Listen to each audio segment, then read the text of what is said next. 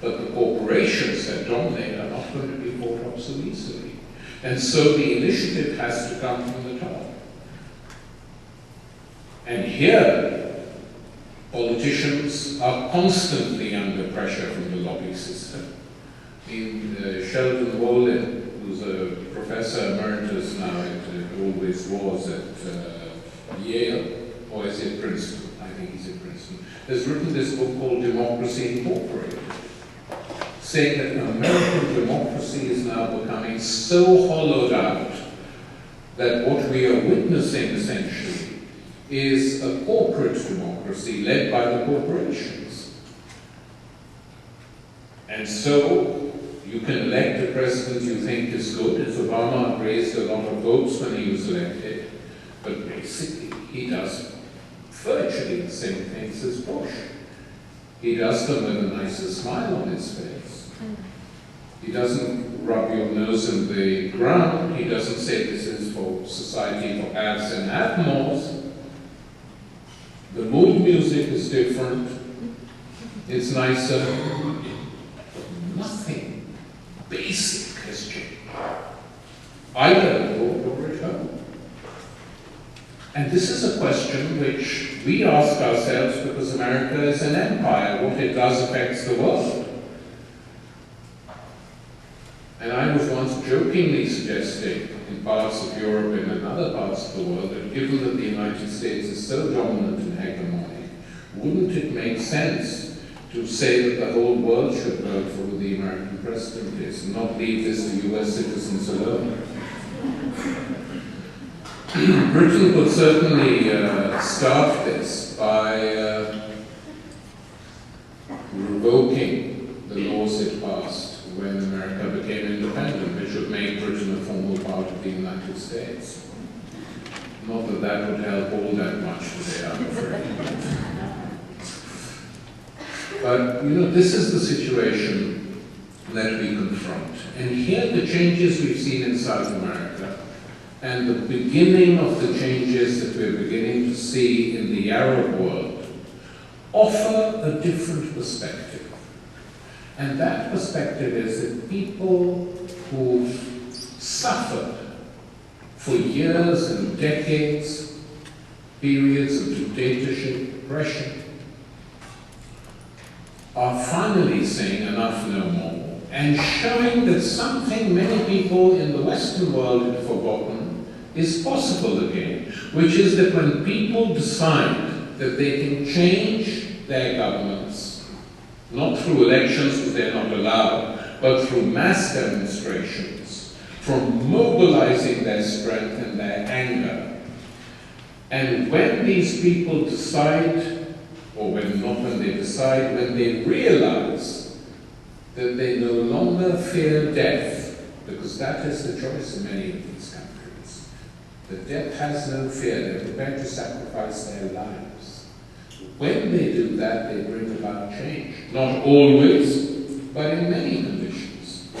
Whereas here, that stage has not been reached. And given the huge size and geography of this country, it will never be reached in the United States immediately at one point in time. It will be different. It will be different in different states. That's my feeling. When the Wisconsin workers decided they were not going to allow collective bargaining to be taken away from them, they did things which surprised many people. They came out, they marched, they shouted, they made a fuss. It wasn't enough. But at least they did it. And people in other parts of that region and the United States have seen how they did it. And it's made them think again of meaningful protests which lead to some conclusions. That hasn't happened for a long time. The last time we had it, I'm not saying that this will take off, but I'm saying it's a straw in the wind. The last time that happened was when African Americans fought against the lynch mobs, against the segregationists, to try and win the right to vote. Many of you students now at this university don't remember that. The oldest ones amongst us do. Nothing was achieved without a struggle. And these politicians who benefit on the backs of that struggle have forgotten it too.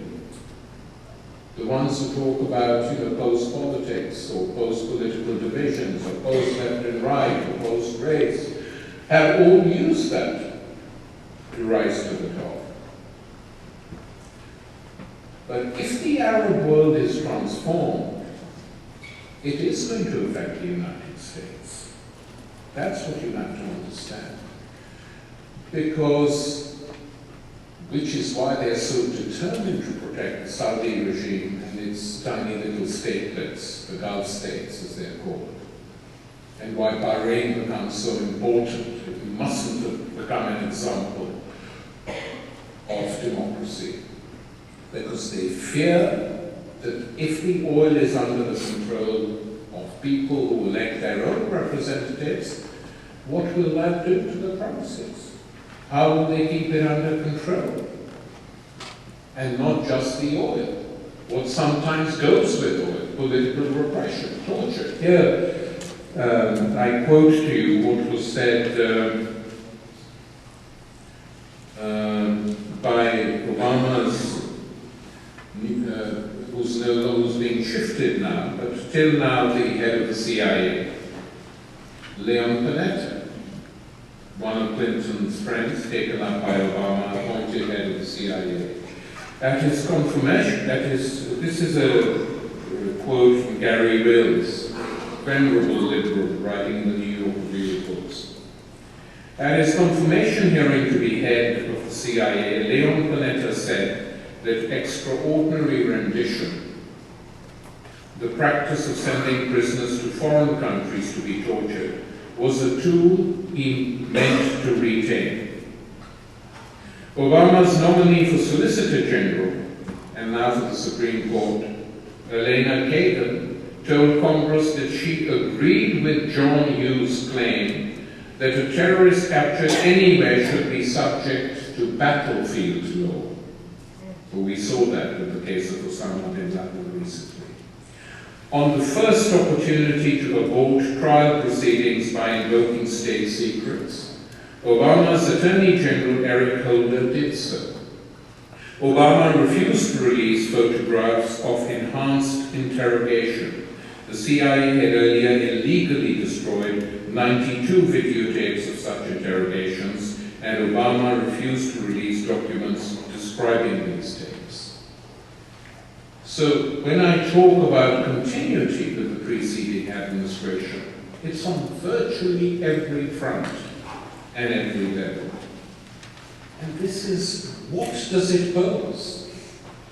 This for US citizens. It poses a question about democracy itself.